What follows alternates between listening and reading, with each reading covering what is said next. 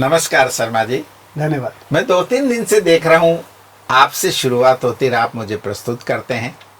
प्रभु आज मैं चाहूँगा कि थोड़ा परिवर्तन हो जाए।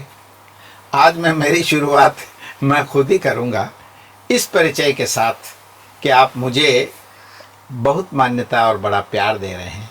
आज मैं राजस्थान से आया हूँ तो मैं चाहूँगा कि हिमाचल के लिए मैं भी कुछ अपनी बात कहूँ। तो मैं राजस्थान का आदमी, एक हाड़ी रानी नाम से मेरा एक गीत है इस किताब में। मैं दर्शकों को ये कहना चाहता हूँ कि हमारे आपके कवि अरुस की कृति में जो जनाब अभ्यास जी पधारे हुए हैं, आज मेहमान और मेजबान की जो भूमिका बदल रही है, ऐसा कुछ नहीं वो आप दर्शक बखूबी जानते हैं कि हमारे व्यास जी न केवल इनके पास शब्दों की वाक शक्ति है या शब्द यूं कहेंगे कि शब्दों के जादूगर हैं, अपितु बहुत अच्छा तरन्नुम में गाते हैं और साथ साथ इनके अंदर देशभक्ति का। और लगता है कि अब की बार जो आपने हाड़ी रानी की बात करी है जी, वो भी लगता है कि आपके वहाँ स्थानीय परिप्रेक्ष्य में, जहाँ उस स्थानीय क्षेत्र से जहाँ आप आए हैं भीलवाड़ा, तो उस क्षेत्र में ऐसी वीरांगनाओं की कहानियां असंख्य और भी वीरांगनाएं रही हैं राजस्थान। चित्तौड़ में आपने नाम सुना हो पद्मिनी का, पन्नाधाय का, जिन्होंने अपने बेटे को राष्ट्र के नाम पन्नाधाय, जिन्होंने उदय सिंह को बचाने के लिए अपने बेटे को कटवा दिया। ऐसी तो धाई माए हुई हैं। पद्मिनी जिन्होंने मेवाड़ का गौरव बचाने के लिए अनंत शक्तियों के साथ जोहर आग में कूद गई। ऐसी ही एक हाड़ी रानी हुई है हमारे सलूम्बर के पास। ये मूलतः हाड़ी रानी बूंदी की है। राजस्थान में एक बूंदी शहर है, वहाँ से ये इसका जन्म हुआ। इसका विवाह यहाँ एक हाड़ा सलूम्बर उदयपुर के पास में राजसमंद जयसमंद। हमारे दर्शकों को आप हाड़ी रानी के इससे पहले कि हम कविता शुरू करें संक्षेप में बस यही है बता दिया कि इसका विवाह हाड़ा राणा से हुआ है। ये सलूम्बर में आई। इसके विवाह के पहले दिन हाड़ा सलूम्बर के राव थे। इनका विवाह, ये जो बूंदी की ये जो कन्या थी, इसको हम हाड़ी कहते थे, इसका नाम हाड़ी रानी था। इसका विवाह हुआ मधुयामिनी के दिन ही, जिस दिन इनका मिलन हुआ प्रथम, उसी दिन आक्रमण होता है मुगल सेना का और उसे संदेश मिलता है राजा का कि ये सैनिक थे कि राव तुमको अभी युद्ध में जाना है, ये प्रणय आपको छोड़ना पड़ेगा। कल्पना करिएगा, जिसका विवाह हुआ हो उसके प्रथम दिन ही उसको युद्ध में जाना पड़े, ऐसी वीर गाथा। विवाह के पश्चात प्रथम दिन, पहला दिन, प्रथम मिलन, जब उनका विवाह के बाद ये उसको घर लेके आए और रात्रि शुरू होने वाली थी उत्सव की, इनकी जो भी हमारी परंपरा है, और उनको संदेश मिला कि आपको युद्ध में जाना है। जैसे भारतीय सैनिक को भी होता, अगर वो छुट्टियां लेके आता है और अगर वहां से और देश पर कुछ बनाती है तो तुरंत जाना पड़ता। तो इसमें एक बहुत बड़ी, ये 3 रस की कविता है शर्मा जी। ये 3 रस की कविता, पहले में श्रृंगार है, दूसरे में वीर रस है, अंतिम में करुण रस है। ऐसा 3 रसों में भी इसको अलग लिखा जा सकता था और राजस्थानी में भी इसका बहुत अच्छा वर्णन आता, पर मैंने चूंकि इसको पूरे देश और प्रांतों में बोला। आपने मेरी उत्सुकता को बढ़ा दिया है। जी बोलिए। तो मुझे तो अब इस कविता का आगाज करना पड़ेगा। तो पढ़िएगा, पंक्तियां पढ़िएगा, मैं शुरुआत करता हूँ, मैं इसको गा के इसके अर्थ। तो मित्रों, व्यास जी द्वारा रचित कविता हाड़ी रानी आपके समक्ष पेश है। इतिहास बोलते पन्नों पर जब लाल रंग छा जाता है, इतिहास बोलते पन्नों पर जब लाल रंग छा जाता है, हाड़ी रानी के कर्तव्य पर झुका शीश उठ जाता है। अब यहाँ 2 चीज देखेगा शिल्प। हमारे यहाँ जब कोई राष्ट्रीय बात होती है तो झुके हुए सिर हमारे खड़े हो जाते हैं गर्व से। यहाँ आप देखिएगा, इसका बलिदान इतना पवित्र और इतना, आपने इसको कर्तव्य कहा। हाँ, हाड़ी रानी के कर्तव्य पर झुका शीश उठ जाता है, गर्व से सीना तन जाता है। हाड़ी रानी के कर्म आपने शब्द यूज नहीं किया, कर्तव्य, क्योंकि उसने काम ही ऐसा किया जो इतिहास में आज चमत्कारी काम, असंभव। हम तो एक वस्तु नहीं दे सकते किसी को, उसने अपना मस्तक काट के दिया। जब आप इस कविता की गहराइयों में उतरेंगे तो आनंद आ जाएगा। डोरे कंकन बंधे हुए थे, मोड़ सजे थे माथे को। ये सुहाग रात पे पलंग पे उनका मिलन है मधुयामिनी का, उसका श्रृंगार है। बलिए। तब चकोर निरखे चंदा को, रूप निशामरत पीने को, सौंदर्य, हाँ, निशामृत, हाँ, निशा, हाँ, निशामृत रूप, पीने रूप, रूप का अमृत। आंखों को आंखों ने देखो आज निमंत्रण दिला दिया, कामदेव ने आज रति का सोया मानस जगा दिया। वाह। हो लाल तो लाल हो गई आज लाज से, क्या अद्भुत सम्मोहन था। हाड़ी राधा बन बैठी थी चुंडावत मनमोहन। क्या प्रतीक आए। चुंडावत वो उनका प्रिय, उसको चुंडावत कहते हैं, चुंडावत। अच्छा, हाड़ा पति, उनको हम चुंडावत कहते हैं। उसका नाम राव हाड़ा चुंडावत। चुंडावत मनमोहन था जी। कृष्ण के कृष्ण बन गया। चलो तो मैं इसको गा के सुनाता हूं। जी। इतिहास बोलते पन्नों पे वाह। जब लाल रंग छा जाता है, हाड़ी रानी के करतब पर झुका शीश उठ जाता है। इतिहास में इसकी गाथाएं हैं कि लाल रंग यानी जब रक्तपात हो जाता है, वहाँ कोई दूध की नदियां तो नहीं बहती, वहाँ तो रक्त ही चाहिए।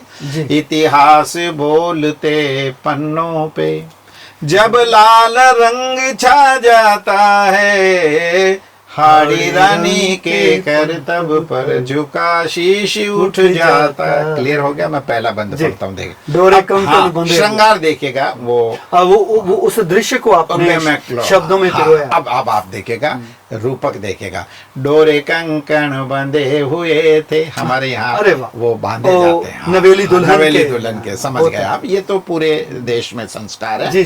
डोरे कंकण बंधे हुए थे, मोड़ सजे थे माथे को, श्रृंगार होता, साफे पे मोड़ बांधा जाता। डोरे कंकण बंधे हुए थे, मोड़ सजे थे माथे को, तब चकोर निरखे चंदा को, रूप निशामृत पीने को। चंदा तो हाड़ी रानी है, वो चकोर हमारा ये चुंडावत है। ये प्रतीक है, साहित्य का उपमा देखेगा। डोरे कंकण बंधे हुए थे, मोड़ सजे थे माथे को, तब चकोर निरखे चंदा को, रूप निशामृत पीने को। अब पंक्तियां देखना। आंखों को आंखों ने देखो आज निमंत्रण दिला दिया, अरे कामदेव ने आज रति का सोया मानस जगा दिया। लाल हो गई, प्रतिक्रिया देखिएगा, प्रेम। लाल हो गई आज लाज से, क्या अद्भुत सम्मोहन था, हाड़ी राधा बन बैठी थी चुंडावत मनमोहन था। अरे वाह, क्या पवित्रता। उस कक्ष में आगे जब इसका एक बंद सुनेंगे आप, जो हम प्योरिटी मानते हैं ना, ज्ञान में प्योरिटी क्या होती है, इस युगल में प्योरिटी देखना आप। तो महक रही जहां हल्दी मेहंदी, कक्ष आज वो कानन था। वाह वाह। कानन कहते उपवन और उद्यान को। महक रही जहां हल्दी, महक रही जहां हल्दी मेहंदी, कक्ष आज वो कानन था, हाड़ी जिस पर आज सुशोभित वो पलंग वृंदावन था। जहाँ कन्हैया रास रचता हो सारे, जहाँ विकार नाम की चीज नहीं होती है, जहाँ वासना दूर दूर तक नहीं होती, केवल उपासना होती है, उस कक्ष को मैंने उपवन और उस पलंग को मैंने वृंदावन कहा है। प्रभु भावों को इससे बढ़िया और एक कवि कैसे ले जाएगा। रास रचेंगे जन्म जन्म। अब बातचीत शुरू हुई। अच्छा। हाँ, वो कह रहे हैं अब प्रथम मिलन की बातचीत, अब भविष्य की आगे की जो प्लानिंग। अब आज हमारा विवाह हुआ, अब अपन रास रचेंगे जन्म जन्म तक, अधरों का उद्बोधन था। हाँ, फोटो से ही तो बोला जाता है ना कोई भी वाक्य। हाँ, रास रचेंगे जन्म जन्म तक, अधरों का उद्बोधन था, हाड़ी की पैजनियों के संग चूड़ियों का अभिनंदन था। वो यूं बैठती ना दुल्हन, तो उसकी चूड़ियां, उसके नीचे के पहनावे जो झांझर या पायल होती है, उसको ऐसा आलिंगन कर रही थी। केवल प्रिय पैंजनिया जो पाइजे पहना जाता है पैरों में, उसको हम पैंजनिया कहते हैं। तो चूड़ियों का अभिनंदन। हाँ, व्यासी मैंने रामायण में भी ये राम की उपमा में ठुमक चलत रामचंद्र बाजत पैजनिया, वही पैरों में बांधने वाली जो चांदी जो छुनक। हाँ, जिनमें घुंघरू बने रहते। तो हाड़ी की पैजनियों के संग चूड़ियों का अभिनंदन था, हाड़ी को भर लिया अंक में सांस अभी कुछ गर्म है। अब प्रणय शुरू हुआ ना, आलिंगन शुरू होता है। जी, जी। उस कक्ष में नीरवता है, एकांत है। वाह। हाड़ी को भर लिया अंक में, सांस अभी कुछ गर्म आया। प्रणय में श्वास की गति दूसरी हो जाती, प्रेम के क्षेत्र में बिल्कुल खून में प्रेम उबाल, का हाँ, प्रारंभ प्रारंभ जिसको होता है। कहते हैं। तभी पवन ने एक संदेशा इस ड्योढ़ी तक पहुंचाया। हाँ, उधर अब संदेश आया। बाहर अब से। वो हम इसको ब्रेक लेंगे, अब मैं इसको गा के बताता हूँ, जी, सुनिएगा। जी। क्या है? डोरे कंकन बंधे हुए। डोरे कंकण बंधे हुए थे। नहीं, मैं थोड़ा गलती। कोई बात नहीं, ले ले। तो महक रही हाँ, जहाँ हाँ, हल्दी में। सुनिएगा। तो महक रही जा हल्दी मेहंदी, महक रही जा हल्दी मेहंदी, कक्ष आज वो कानन था, हाड़ी जिस पर आज सुशोभित वो पलंग वृंदावन अरे था। वाह। तो रास रचेंगे जन्म जन्म तक, लंबा जीवन जिएंगे, हाँ। रास रचेंगे हर दंपति जन्म यही चाहते। जन्म तक, अधरों का उद्बोधन था, हाड़ी की पैजनियों के संग चूड़ियों का अभिनंदन वाह, था। क्या आगे बात। क्या है?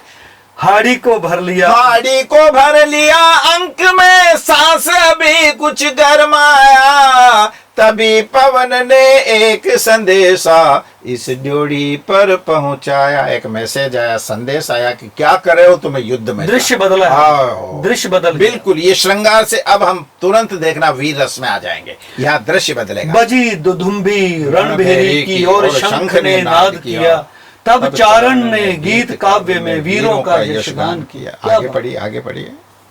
तभी दुदुम्बी।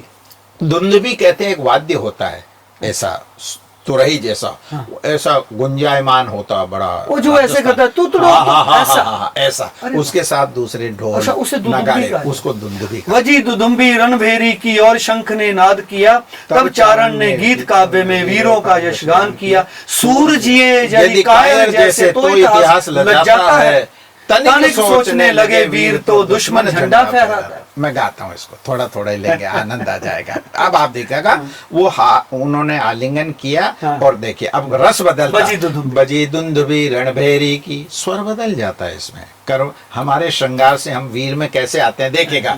बजी दुंदुभी रणभेरी की और शंख ने नाद किया, तब चारण ने गीत काव्य में वीरों का यशगान किया। सूरज ये यदि कायर जैसे तो इतिहास लजाता है, और तनिक सोचने लगे वीर तो दुश्मन झंडा फहरा। आपको क्विक डिसीजन लेना है, नहीं सोचने की बात ही नहीं है यार, तुरंत निर्णय लीजिए और कहा। अब आप देखिएगा दोनों का विमर्श होगा कब क्या करे ऐसी। ये उद्घोष पड़ा कानों में तो चुंडावत बोल पड़े, बोलो हाड़ी किसको छोड़े, प्रेम और कर्तव्य अड़े। अब एक तरफ प्रेम है, एक तरफ कर्तव्य। ये उद्घोष सबसे पहले चुंडावत के कानों में पड़ा, तो अब वो विमर्श करके अपनी नायिका को कह रहे हैं, बताओ महारानी क्या किया जाए। पूछा जा रहा है इस देश का संस्कार देखिएगा। प्रिया को पूछा गया, और इस पे हाड़ी के चरित्र को जब अपन आगे आएंगे तो वो क्या उत्तर देती है ये बाद में आएगा। चलिए तरन्नुम क्या है?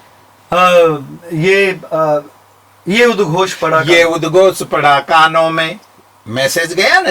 ऐसा करते हैं अपना व्यास जी, दर्शक हमारे, क्योंकि हम थोड़ा तोड़ के बोल रहे हैं जी, इसे पूरा कर दे। चलो ठीक, पूरा कर दे। बजी दुदुम्बी रणभेरी की और शंख ने नाद किया, तब चारण ने गीत काव्य में वीरों का यशगान किया। सूरज यदि कायर जैसे तो इतिहास लजाता है, और तनिक सोचने लगे वीर तो दुश्मन झंडा फहराता है। ये उद्घोष पड़ा कानों में तो चुंडावत बोल पड़े, बोलो हाड़ी किसको छोड़े, प्रेम और कर्तव्य अड़े। बोलो हाड़ी किसको छोड़े, प्रेम और कर्तव्य अड़े। धरा सुहागिन बनी रही द्वंद आज सिखलाता है। हाड़ी बोल रही है, हाड़ी जवाब दे रही है। क्या है पंक्ति, जरा थोड़ा ले लेना इसको। अच्छा अभी बोलो हाड़ी किसको छोड़े, प्रेम धरा सुहागिन बनी रही ये द्वंद आज सिखलाता है, और प्रेम धन्य हो जाता जब कर्तव्य राह दिखलाता है। ये जवाब दिया, ये जवाब दिया। प्रेम धन्य हो जाएगा अगर तुम कर्तव्य पथ पर युद्ध के लिए जाओगे और मेवाड़ के राज इस रक्षा करोगे कि ये मुगल इस प्रदेश को जीत नहीं ले। प्रेम धन्य हो जाता जब कर्तव्य राह दिखलाता है। इस जवाब को सुन। वैसे उनके इसमें भी आप देखिए कि कर्तव्य बोध कितना है इसमें, है साहब, कि उनका जो रास रंग। हमने पहले भी कहा कि राष्ट्र बचेगा तो हम हैं। तो हम हैं। कर्तव्य जो अगर आपने पालन किया तो आपका प्रेम भी बचेगा। इंसान को अधिकार निष्ठ की बजाय कर्तव्य निष्ठ होना चाहिए। तो यहाँ एक बंद बहुत जोरदार, सुना विवेचन क्षात्र धर्म का, प्रणय स्वप्न का पूर हुए, चुंडावत चलने को उद्यत सारे संशय दूर हुए, करो विदाई आज हाथ से ज्यादा देर नहीं है, चुंडावत के हाथों अब दुश्मन की खैर नहीं है। अरे बोले हो गया निर्णय, कुछ किया। रानी ने कहा जाओ, उसने कहा ठीक है अब विदाई करो, हम जाते हैं। व्यास जी एक बात और है, इस उम्र में ऐसी स्मरण शक्ति आप कहां से लाते हो?